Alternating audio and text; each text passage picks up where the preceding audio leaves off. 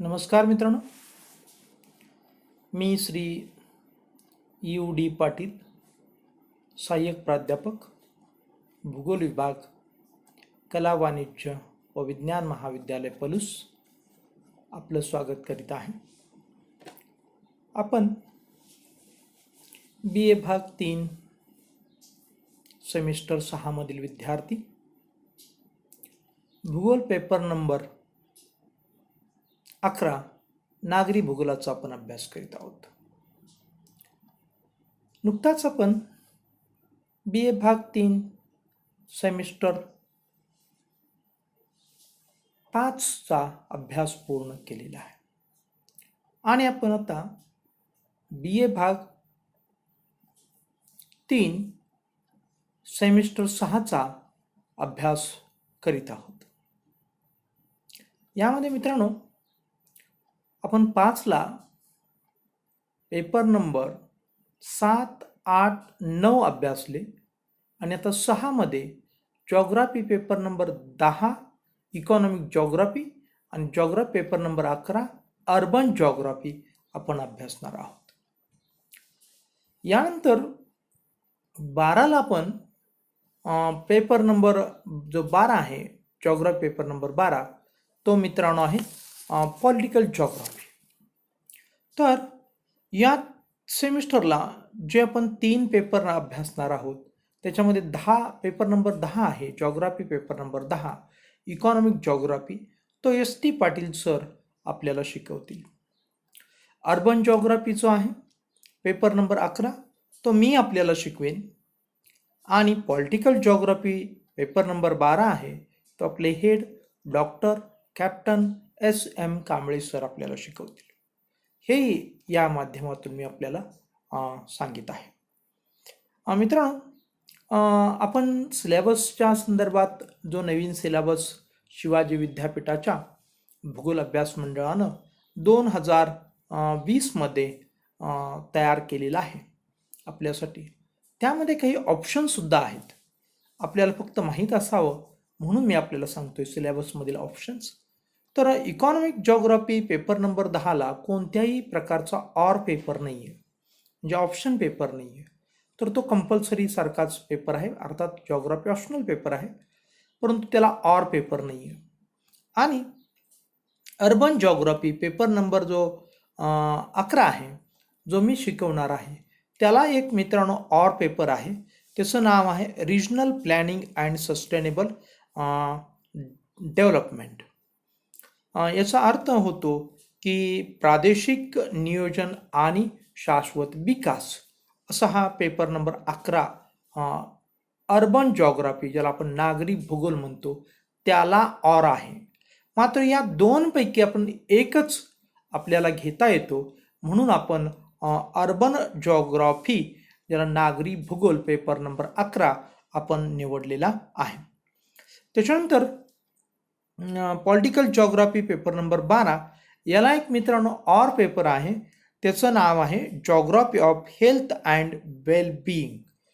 तर या ठिकाणी हा पेपर सुद्धा पॉलिटिकल जॉग्राफी, ज्याला राजकीय भूगोल paper number 11 doctor captain S.M. Kamble sir आपल्याला शिकवणार आहेत, त्याला ऑर आहे हा की जॉग्राफी ऑफ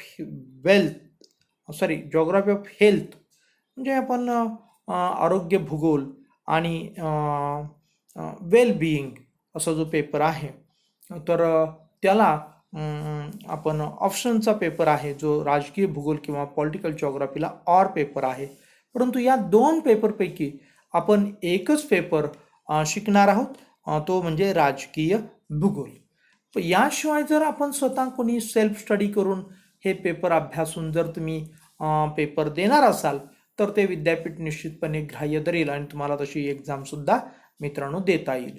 मात्र आपण सर्वसमावेशक असं सर्वांना फायदेशीर उचित ठरणारा जो प्रोग्राम आहे तो आपण बनवलेला आहे.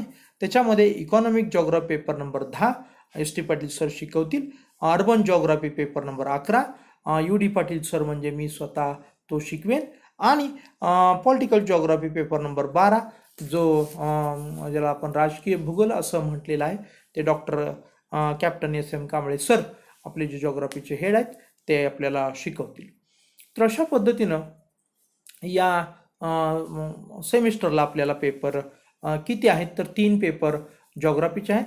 चौथा पेपर इंग्लिश कंपल्सरी असेल आणि दुसरे 2 पेपर जे ॲन्युअलचे पेपर आहेत ज्याला आपण 13 आणि 14 पेपर नंबर जे आहेत ज्याला आपण प्रॅक्टिकल जॉग्राफी असं म्हणतो.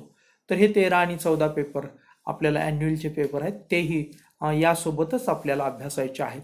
परंतु ऑनलाईनमध्ये ॲन्युअल पेपर जे प्रॅक्टिकलचे आहेत त्याचा अभ्यास करणं थोडंसं अवघड जातं मित्रांनो, कारण हा भाग प्रॅक्टिकलचा असल्यामुळं कसा ऑनलाईन घ्यायचा असे काही प्रश्न आपल्यासमोर आहेत. परंतु यथावकाश त्याच्यावरती काहीतरी मार्ग निघेल आणि तेव्हा आपण प्रॅक्टिकल जॉग्राफी सुद्धा आपण अभ्यास करू. परंतु तत्पूर्वी आपण जो सिलेबसमध्ये जो काही पेपर नंबर 11 आपण पाहणार आहोत अर्बन जॉग्राफी, ज्याची अभ्यासक्रम आपण काल 2 भागामध्ये अभ्यासला, त्याचा आपण पुढं कंटिन्यू भाग करणार आहोत. तर मित्रांनो, आपण syllabus of urban geography introduce from June 2020 नागरी भूगोलाचा अभ्यासक्रम आपण पाहिला. त्याच्यामध्ये 4 मॉड्यूल्स आपण पाहिले काल आपण पाहिले असले तरी सुद्धा आज इथं पुन्हा एकदा नामोल्लेख आपण फक्त करणार आहोत. मॉड्यूल नंबर 9 जे काही नंबर 1 आहे तो इंट्रोडक्शन टू अर्बन जॉग्राफी, ज्याला आपण नागरी भूगोलाची ओळख असं म्हणणार आहोत. आणि मॉड्यूल नंबर 2 आहे किंवा मॉड्यूल नंबर 2 अर्बनायझेशन असं इंग्लिशमध्ये आपण म्हणूया की हे प्रकरण क्रमांक 2 आहे नागरीकरण. Module number 3 structure and morphology of urban geography, नगर रचना किंवा संरचना किंवा रूपिक असं आपण याला नाव देऊया. हे प्रकरण क्रमांक 3 आहे. आणि module number 4 urban problems and issues, याला नागरी समस्या, इश्यूज म्हणजे सुद्धा समस्याच असतात, प्रश्न असतात. तर नागरी समस्या आपण अभ्यासणार आहोत प्रकरण क्रमांक 4 मध्ये. तर या 4 प्रकरणापैकी आज आपल्याला जे काही पहिलं प्रकरण आहे module number 1 introduction to urban geography, नागरी भूगोलाची ओळख आपल्याला अभ्यासायची आहे मित्रांनो. तर नागरी भूगोलाची ओळख यामध्ये आपल्याला काय शिकायचं आहे या चॅप्टरमध्ये हे अगोदर आपण प्रथम पाहूया मित्रांनो. इंट्रोडक्शन टू अर्बन जॉग्राफी या चॅप्टरमध्ये आपण काल थोडक्यात पाहिलेलं आहे. आज ही फक्त आपण नामोल्लेख करून आपण पहिल्या म्हणजे या चॅप्टरच्या सुरुवातीला आपण पोहोचणार आहोत किंवा याची सुरुवात आपण करणार आहोत. तर मित्रांनो, इंट्रोडक्शन टू अर्बन जॉग्राफी म्हणजे नागरी भूगोलाची ओळख, यामध्ये पहिला मुद्दा आपण अभ्यासणार आहोत अर्बन जॉग्राफी इंट्रोडक्शन म्हणजे नागरी भूगोलाची ओळख. ही ओळख आपण पाहत असताना तर नागरी भूगोलाचा अर्थ आणि व्याख्या आपल्याला पाहिजे. अर्थात नागरी भूगोलाचा अर्थ पाहत असताना नागरी भूगोलाची शाखा कशी याची उत्पत्ती झाली इथपर्यंत आपल्याला पोहोचावं लागेल. आणि त्यासाठी त्याची सुरुवात आपल्याला जिओग्राफी म्हणजे काय, जिओग्राफीच्या शाखा कोणत्या, प्रमुख 2 शाखा कोणत्या, त्या प्रमुख 2 शाखेमध्ये नागरी भूगोलाचं स्थान नेमकं कुठं आहे, कसं आहे, काय आहे हे मीनिंगमध्ये आपण पाहू. आणि नागरी भूगोलाचं स्थान आपल्याला प्राप्त झाल्यानंतर मित्रांनो आपण नागरी भूगोलाच्या काही अभ्यासाकडं आपण वळू. त्याच्यामध्ये मग परिभाषा किंवा आपण त्याची व्याख्या असं आपण हळूहळू आपण पुढं सरकत जाऊ. तर हे पहिल्या मुद्द्याच्या अनुषंगानं आपण अभ्यास करणार आहोत. त्याच्यानंतर यातला जो दुसरा मुद्दा आहे नेचर ऑफ अर्बन जॉग्राफी, याला आपण कालही आपण पाहिलेलं आहे की नागरी भूगोलाचं जे काही स्वरूप आहे ते स्वरूप आपण अभ्यासणार आहोत. आणि मग त्याच्यामध्ये आपण वेगवेगळ्या प्रकारचे जे काही स्वरूप आहेत, नेचर आहेत, ते नेचर आपण अभ्यासणार आहोत मित्रांनो. आणि यामध्ये प्रामुख्यानं आपण जर पाहिलं तर जे काही नेचरमध्ये आपल्याला प्रमुख गोष्ट पाहायची आहे ती म्हणजे वर्णनात्मक स्वरूप आणि स्थितिजन्य स्वरूप. याचबरोबर मित्रांनो आपल्याला क्षेत्रीय अभ्यास पद्धती स्वरूप, नियोजनात्मक स्वरूप, क्रमबद्ध स्वरूप असे काही नेचर ऑफ अर्बन जॉग्राफीचे जे काही स्वरूप आहेत किंवा प्रकार आहेत किंवा स्टेजेस आहेत किंवा पायऱ्या आहेत, या आपल्याला अभ्यासायच्या आहेत. आणि त्याच्यानंतर आपला स्कोप, याच्या संदर्भात स्कोप ऑफ अर्बन जॉग्राफी काल मी विस्तृत सांगितलंय. स्कोप म्हणजे व्याप्ती, व्याप्ती म्हणजे या विषयाचं क्षेत्र, म्हणजेच या विषयामध्ये आपण कोणत्या विषयांचा समावेश होतो, या सगळ्या गोष्टींना आपण स्कोप म्हणतो. परंतु या सर्व गोष्टींचा अभ्यास या ठिकाणी आपण करू शकत नाही. परंतु या पेपरच्या किंवा अभ्यासक्रमाच्या अनुषंगानं कोणत्या कोणत्या गोष्टींचा आपण अभ्यास करणार आहोत, याचा आपण उहापोह, चर्चा किंवा दृष्टिक्षेप या स्कोप ऑफ अर्बन जॉग्राफी या मुद्द्यामध्ये आपण करणार आहोत. आणि त्याच्यानंतर मित्रांनो, सिग्निफिकन्स ऑफ अर्बन जॉग्राफी. खऱ्या अर्थानं आपण आज बघितलं तर संपूर्ण जॉग्राफीच एक अप्लाइड सायन्स बनलेला आहे. म्हणजे समाजोपयोगी असं शास्त्र बनलेलं आहे. आणि या समाजोपयोगी शास्त्रामध्ये ज्या ब्रँचेस आहेत त्या सुद्धा समाजोपयोगीच आहेत मित्रांनो. आणि त्यापैकी एक म्हणजे नागरी भूगोल सुद्धा एक समाजोपयोगी शास्त्र आहे.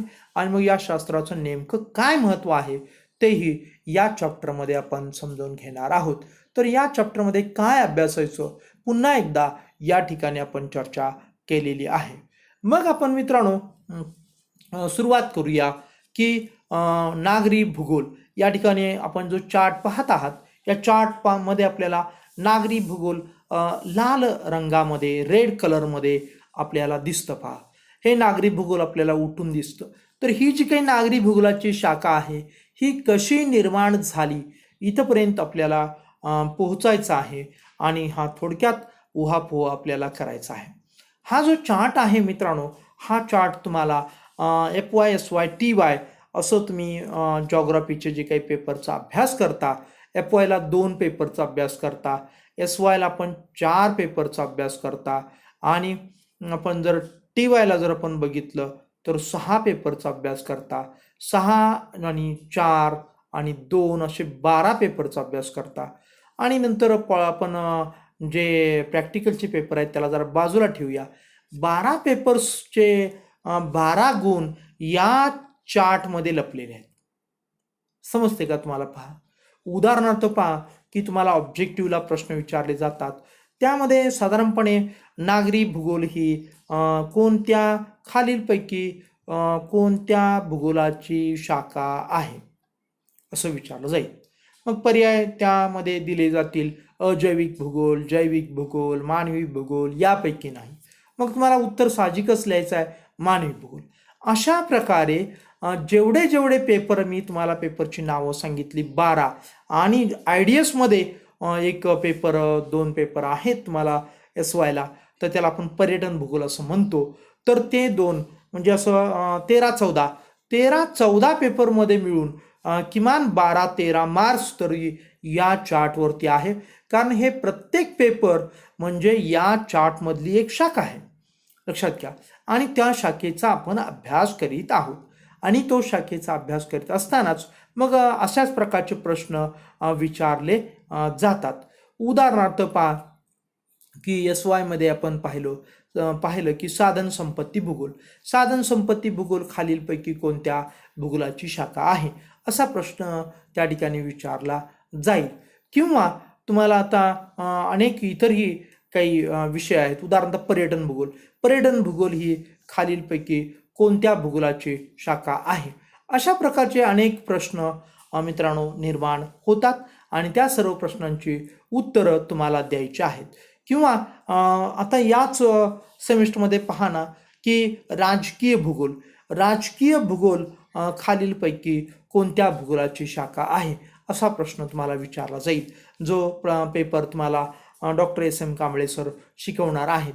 किंवा आपण पेपर नंबर आपण जो आहे आर्थिक भूगोल, जो ST पाटील सर आपल्याला शिकवणार आहेत, पेपर क्रमांक 10 या 6व्या सेमिस्टरमध्ये.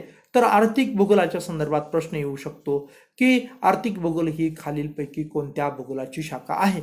यावरून तुम्हाला लक्षात आलं असेल मित्रांनो की प्रत्येक सेमिस्टरमध्ये तुम्हाला एक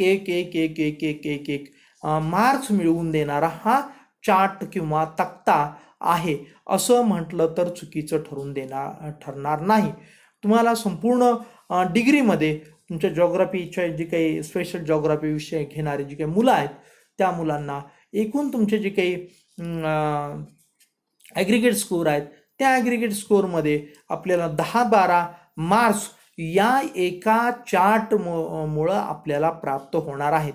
आणि म्हणून मित्रांनो हा चार्ट फक्त मार्क्स मिळवण्यासाठीच महत्त्वाचा आहे असं नाही, तर आपल्याला भूगोलाचे स्पेशल विद्यार्थी म्हणून सुद्धा हा चार्ट जो आहे हा चार्ट आपल्या डोक्यामध्ये असणं अत्यंत आवश्यक आहे, जेणेकरून आपण भूगोलाचे तज्ज्ञ विद्यार्थी अभ्यासक म्हणून नावारूपास येऊ. म्हणून पुन्हा आपण या चार्टकडं थोडक्यात आपण वळणार आहोत. तर या चार्टकडे वळण्याचं प्रयोजन मी आत्ताच तुम्हाला सांगितलं की या आपण जो पेपर नंबर 11 अभ्यासणार आहोत अर्बन जॉग्राफी म्हणजेच नागरी भूगोल, या ठिकाणी लाल अक्षरामध्ये आपल्याला चार्टमध्ये दिसतंय पहा.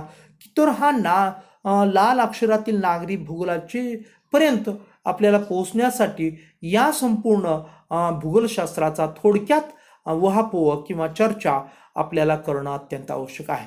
यावरती आपल्याला अधिक भाष्य करण्याची मुळीच आवश्यकता नाही आहे, परंतु थोडक्यात आपण या ठिकाणी ज्याला आपण रिकॉल म्हणतो किंवा ज्याला आपण तुम्हाला स्मरण करून देणं हा जो काही भाग आहे तो भाग मी या ठिकाणी करणार आहे. तर मग आपण पाहूया की पहिला जो शब्द आहे या चार्टमधला तो म्हणजे भूगोल. मग भूगोल हा जो काही याला इंग्लिशमध्ये आपण शब्द पाहतो तो शब्द मित्रांनो आहे जिओग्राफी. जिओग्राफी ही जी काही संकल्पना आहे ही संकल्पना प्रथम कोणी मांडली अशा प्रकारचा तुम्हाला ऑब्जेक्टिव्ह प्रश्न विचारला गेला असेल किंवा विचारला जाऊ शकतो, तर इरॅटोस्थेनिस या तज्ज्ञानं जिओग्राफी ही संकल्पना सर्वप्रथम किंवा ही संज्ञा सर्वप्रथम वापरात आणली.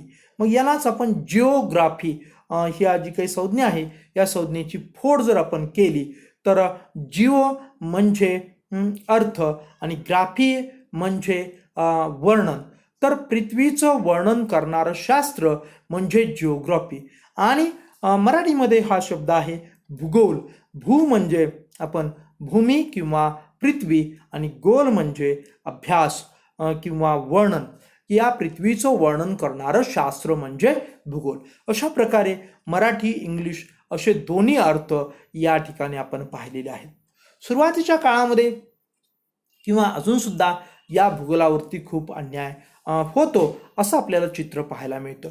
साधारणपणे असं समजलं जातं की भूगोल विषय म्हणजे अत्यंत सामान्य विषय आहे आणि या विषयाला काही फारसं महत्त्व नाही आहे असं जनमानसामध्ये एक प्रतिमा या विषयाची निर्माण झालेली आहे. आणि दुर्दैवानं म्हणून काही विद्यापीठातून आपल्याला हा विषय कला शाखेमध्ये अभ्यासलेला पाहायला मिळतो. मात्र बऱ्याच विद्यापीठातून आणि फॉरेनच्या विद्यापीठातून आपण जर पाहिलं तर भूगोल किंवा जिओग्राफी हा विषय मित्रांनो आपल्याला सायन्स फॅकल्टीमध्ये अत्यंत तज्ज्ञ मुलांच्यासाठी अभ्यासासाठी तो ठेवला जातो. परंतु आपल्याकडं भारतामध्ये काही विद्यापीठातून तो आपल्याला कला शाखेतून सुद्धा शिकवला जातो. अर्थात कला शाखेतून शिकवल्यामुळं या विषयाचं थोडंसं अवभाग्य आहे असं निश्चितपणे आपण म्हणू, परंतु आपल्यासाठी सुभाग्य आहे.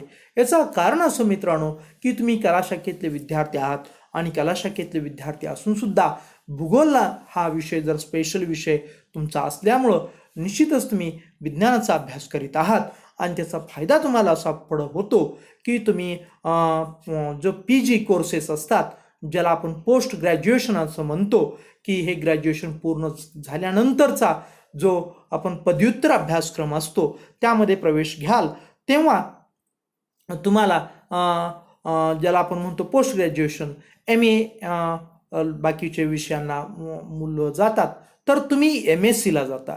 तुमच्या डिग्रीचं नाव MA MSc असतं.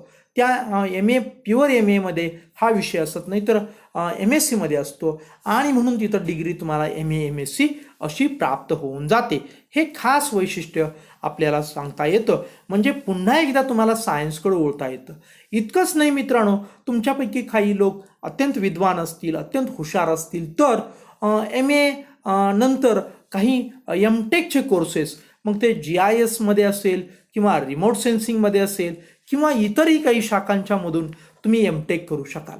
आणि एम टेक केल्यानंतर तुम्ही आज जी काही समाजामध्ये एम टेक झालेली जे काही इंजिनियर मंडळी आहेत त्यांच्या सोबत त्यांच्या खांद्याला खांदा लावून तुम्ही कामही करू शकाल आणि दामही कमवू शकाल. म्हणजे त्यांच्या बरोबरीने तुम्हाला पॅकेजही मिळेल आणि त्यावेळेस तुम्हाला कोणीही असं म्हणणार नाही आहे मित्रांनो की तुम्ही कला शाखेतून आलेले आहात का, असं कोणी विचारणार नाही. कारण तुमची प्रमुख डिग्री काय असणार आहे, एम टेक. आणि त्याच्यामध्ये तुम्हाला कसल्याही प्रकारचा कमीपणा वाटून घेण्याची आवश्यकता नाही आहे. म्हणजे जरी आपण आपल्या विद्यापीठामध्ये म्हणूया की भूगोल हा विषय कला शाखेमध्ये शिकवल्या गेल्यामुळं भूगोलचं अवभाग्य असलं तरीसुद्धा विद्यार्थ्यांचं सौभाग्य आहे.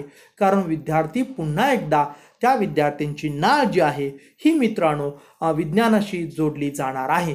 हा एक चांगला सुअवसर आपल्याला प्राप्त होणार आहे.